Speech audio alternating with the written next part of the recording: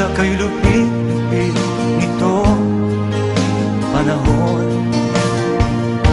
Huwag kang mawawalan ng pag-asa,